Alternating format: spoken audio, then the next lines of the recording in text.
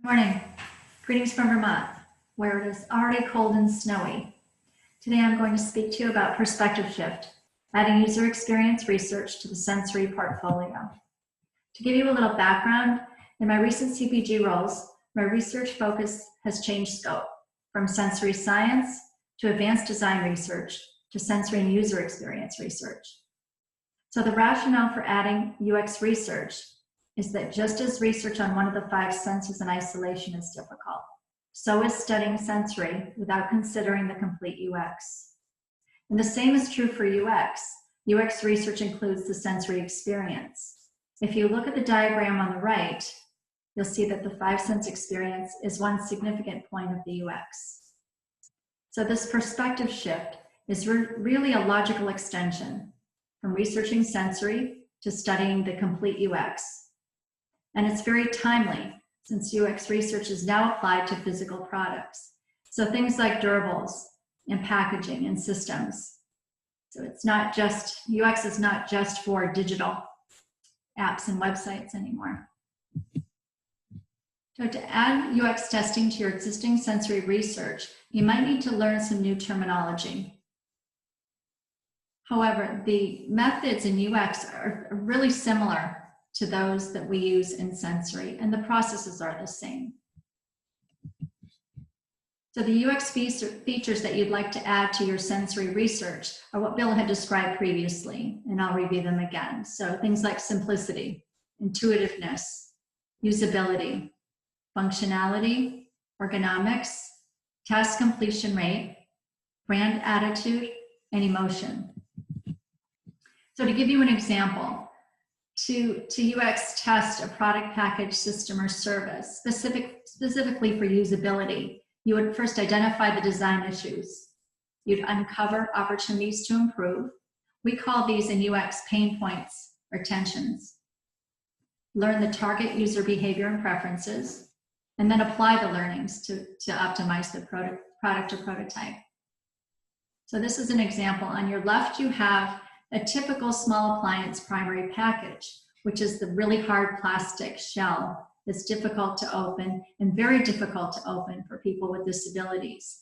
And this is along the lines of Sam's opening keynote speech on designing for accessibility. This is a perfect example.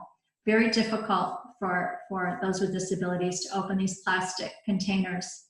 With some UX research, the appliance primary package would look something like that shown on the right. So it has a lot of really favorable UX attributes, as well as being recyclable. Just wanted to give you some UX research examples that have prominent sensory components.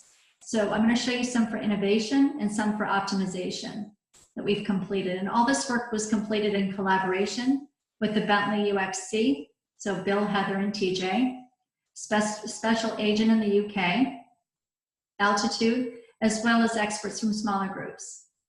And all the research studies enhance the product package and or the system UX. So for instance, for innovation, we did UX studies for new product categories, things like devices and systems. We worked with engineering to determine the optimal technology level for systems. We tested user interface or UI design and content. We did lots of studies on packaging, both primary and secondary, and ad labels. And finally, digital, we worked on the phone apps. In optimization, we worked a lot on user guides and instruction manuals. We worked a lot with functional features of systems and products. So things like design, placement, and options were tested. So for example, where to put the on-off switch on a system. Lights. Using lights to guide the user experience. Should they be white lights or colored lights? Flashing or still? Buttons. Buttons are a good example. Size and shape of the buttons. Determining the ideal UX for the size and shape of the buttons.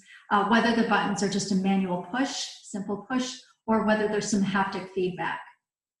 So those are examples of some functional features we tested. As well, we tested scenarios. So looking at sequencing of steps to complete tasks, accessories for different products and systems, and finally the system maintenance process, which Heather reviewed with you. things like charging, billing, and cleaning. So just wanted to leave you with some guidelines for incorporating UX research into your current sensory program. The first thing you want to do is create a UX awareness in the organization. So consult experts, get advice from UX researchers with experience, communicate data and relevance to stakeholders. You may want to pilot test with your stakeholders so that they're involved in the whole process and see the relevance. Remember, your ultimate goal is to make it so that UX is implicit in your research strategy. You want to modify your study design to include UX features? We recommend you start small. Select one project that has sensory as a prominent component of UX. Include a range of diverse users. And if your organization is lean or agile, you can include UX tests in Jira stories or the Kanban board, which I used a lot for ongoing research. Test at all points of innovation and development. So test early and often, iterative, and use a small n. Include prototypes, ASAP, benchmark, include your competitor products, report favorable data as well as opportunities, and refrain from requesting incremental funding initially, because additional funds are often not needed for just extending your sensory studies to include UX variables. The exception is if you have physical prototype builds, particularly like the high fidelity prototypes. And even if your incremental funding is required, the UX research increases the product value more than the cost of the research. You want to develop and study metrics and analytics throughout the product lifecycle. So design and implement a key performance indicator, KPI, ideally specific to your organization. You can use the system usability scale. That's a common one in UX. Net Promoter Score, you're probably all familiar with that. And there's a new one called the UX scorecard that Bill and Heather developed. What's nice about this is it has key indices in addition to usability. Finally, most importantly, know your user. So typically the user is not the scientist or the engineer developing the product, nor is it the CEO. So it's imperative to focus on the user and test early and often. So just begin by consulting, contact experts, those with experience. You can learn, there's lots of resources now to read, watch, and listen. I've listed two below, The Design of Everyday Things by Don Norman and Bill's book on measuring the user experience. Meet, attend conferences, connect with other UX researchers.